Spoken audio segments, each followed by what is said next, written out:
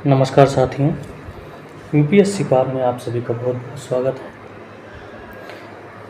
Second topic आज हम सभी लेके आए हैं कि प्रमुख हड़प्पा कालीन स्थल एवं नदियाँ, जिसकी शॉर्ट ट्रिक के साथ हम पढ़ेंगे। और ये क्वेश्चन आपके यूपीपीसीएस यूपीएससी में सुमेलित करने के लिए बहुत ज़्यादा पूछा जाता है, या कभी कभी 2-3 कथन देके उसका निष्कर्ष पूछा जाता है। तो ऐसे पैटर्न में आपको इसको याद करने की बहुत ज़रूरत है। तो इसे हम काफ़ी लंबे समय तक याद करने के लिए कुछ शॉर्ट ट्रिक को रिलेट करके याद करेंगे। ठीक है, तो हम प्रारंभ करते हैं आज का अपना टॉपिक, प्रमुख हड़प्पा कालीन स्थल एवं उनकी नदियाँ वो किस नदी के तट पर स्थित है। ठीक है, तो एक तरफ आप देख रहे हैं कॉलम बना है, एक तरफ हड़प्पा स्थल लिखा है और दूसरी तरफ लिखा है कि कौन सी नदी के किनारे है या संबंधित नदी कौन सी है। ठीक है, तो पहले स्टार्ट करते हैं हड़प्पा। ठीक है, क्लियर हो गया। अब देखिए, मान लीजिए कोई गर्लफ्रेंड है आपकी और किसी ने उसको हड़प लिया, तो हड़प लेने पर क्या होगा? हड़प लेने पर आप दुखी होंगे और दुखी होने के बाद किसको याद करेंगे? याद करेंगे रावी नदी में रब को याद करेंगे। किसको याद करेंगे? रब को याद करेंगे। ठीक है, आपकी कोई गर्लफ्रेंड हड़प लिया है तो आप दुखी होंगे और किसको याद करेंगे? रब को याद करेंगे, और रब से होता है रावी नदी। तो हड़प्पा जो स्थल है वो किस नदी के तट पर स्थित है?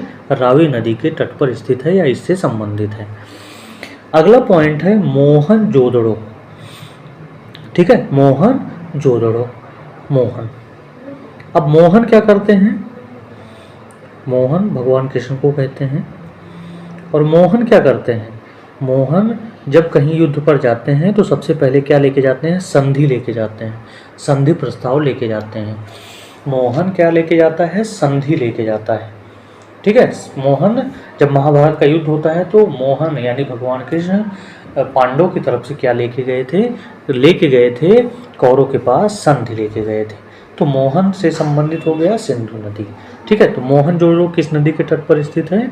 सिंधु नदी के तट पर स्थित है। अगला हम बात करें सूतकांगे डोर। ठीक है, सूतकांगे डोर।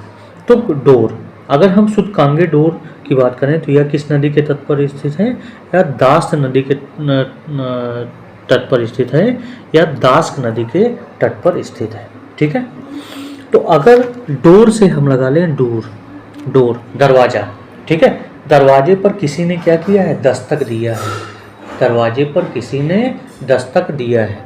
ठीक है, तो सुत को दरवाजे पर किसी ने क्या दिया है? दस्तक दिया है। तो दस्तक से हम याद करते हैं दास्त नदी, या उसको हम बोलेंगे दास्क नदी। ठीक है, तो सूतकांगे डोर किस नदी के तट पर स्थित है? दास्क नदी के तट पर स्थित है। अगला पॉइंट आपका हो गया चनहुदड़ो। ठीक है, चांद। तो चनहुदड़ो से हम लगा सकते हैं चांद लगा सकते हैं। चांद, चांद क्या करता है? चांद संधि, चांद क्या करता है? चांद के लिए लोग क्या लगाते हैं? सिंदूर लगाते हैं। चांद के लोग सिंदूर लगाते हैं, या चहु और क्या लगाते हैं लोग? महिलाएं सिंदूर लगाते हैं।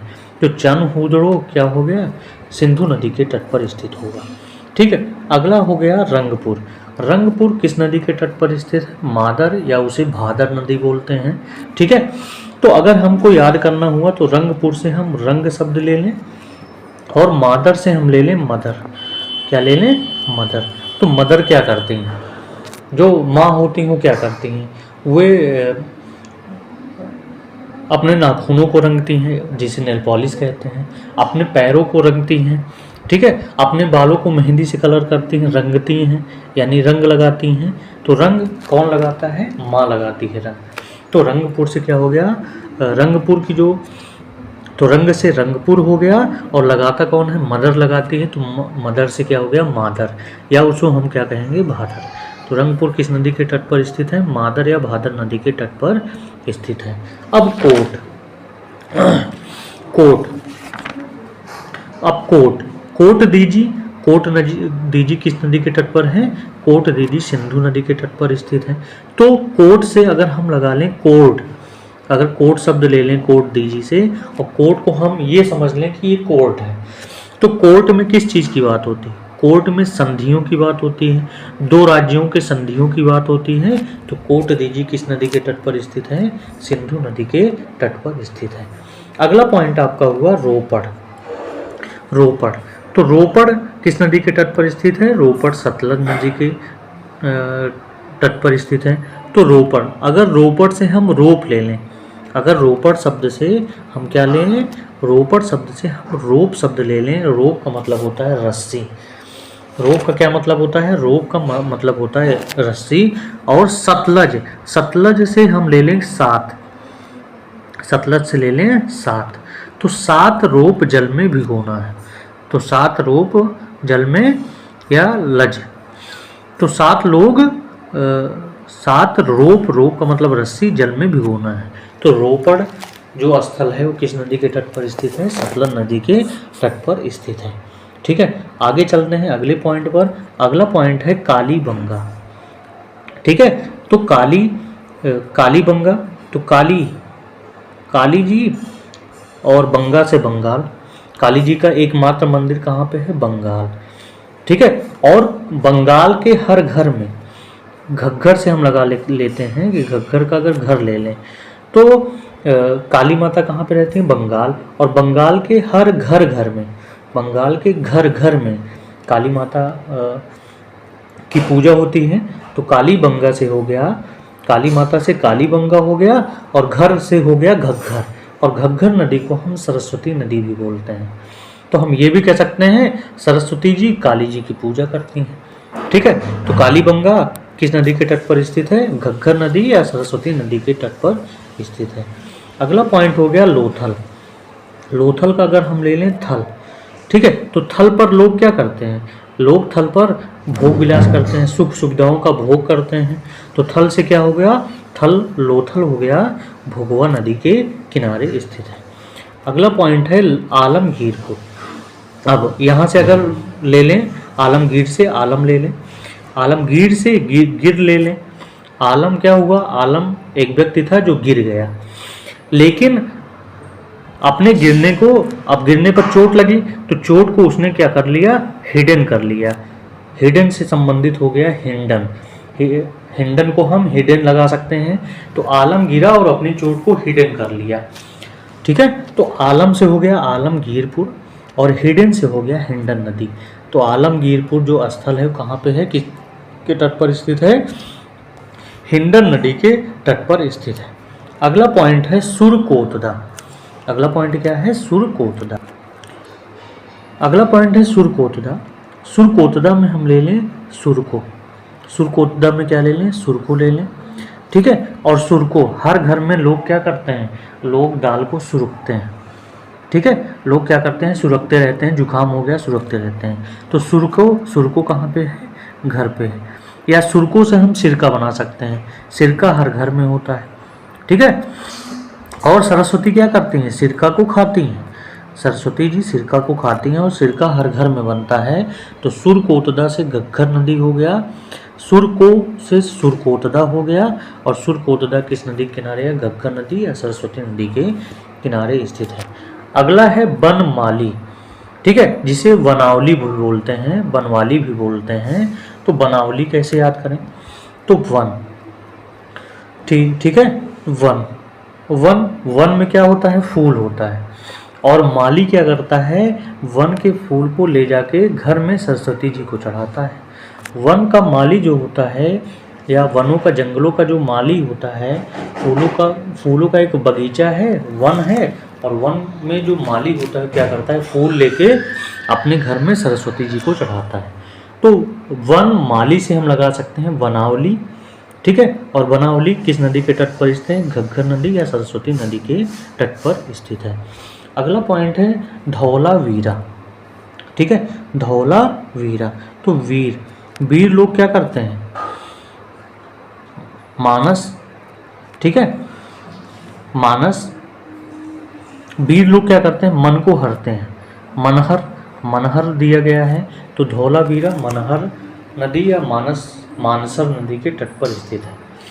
तो वीर लोग क्या करते हैं, मन को हरते हैं, मनहर से मन को हरते हैं। तो धौलावीरा किस नदी के किनारे स्थित है, मनहर या मानसर नदी के किनारे स्थित है। अगला पॉइंट है राखी गढ़ी।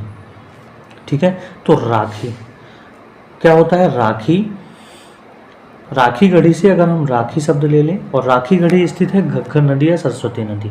तो राखी लोग कहाँ पे बांधने जाते हैं, राखी लोग घर में बांधने जाते हैं। राखी कहाँ पे लोग बांधने जाते हैं, घर में बांधने जाते हैं। तो राखी गढ़ी, राखी से संबंधित हो गया राखी गढ़ी स्थल, और घर से संबंधित हो गया घग्गर नदी, जिसे सरस्वती नदी भी बोला जाता है।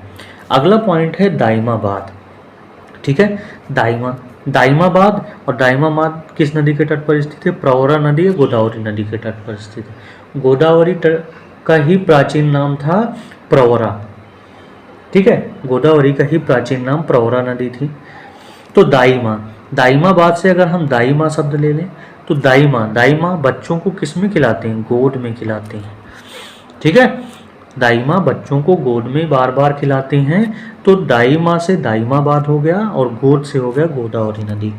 तो दाइमाबाद किस नदी के किनारे स्थित है, गोदावरी नदी के तट पर स्थित है। अगर आपको ये वीडियो पसंद आती है तो ज़्यादा से ज़्यादा लोग सब्सक्राइब कीजिए, शेयर कीजिए, ताकि आप इस वीडियो का लाभ उठा सकें, अपनी तैयारी को मजबूत कर सकें। तो इसके साथ बने रहिए, आपको ऐसे ही वीडियो यहाँ पर प्रोवाइड होंगी, ताकि आपके जितने भी टॉपिक हैं अच्छे से क्लियर हो जाए। अगला पॉइंट है मांडा से हम मंड लगा सकते हैं। यहाँ से मांडा से मंड का बात कर लें, और मंड को किसके द्वारा बहाया जाएगा, चिनाब में नाव लिखा है। चिनाब में अगर हम नाव लिख लें, नाव बना लें, तो नाव से मंड को बहाया जाता है। ठीक है, मंड किस में होगा, आपके पोटैटो में होगा, आलू में होगा। तो आलू के मंड को निकालकर नाव से बहाया जा रहा है। तो मांडा जो स्थल है किस नदी के किनारे स्थित है, चिनाब नदी के किनारे स्थित है। अगला पॉइंट है भगवानपुरा। भगवानपुरा से संबंधित जो नदी है, घग्गर नदी है, सरस्वती नदी है। ठीक है, तो भगवान कौन है, सरस्वती माता भगवान है। ठीक है, सरस्वती माता क्या है, भगवान है। और सरस्वती माता भगवान है, तो भगवान की हर घर में क्या होती है, पूजा होती है।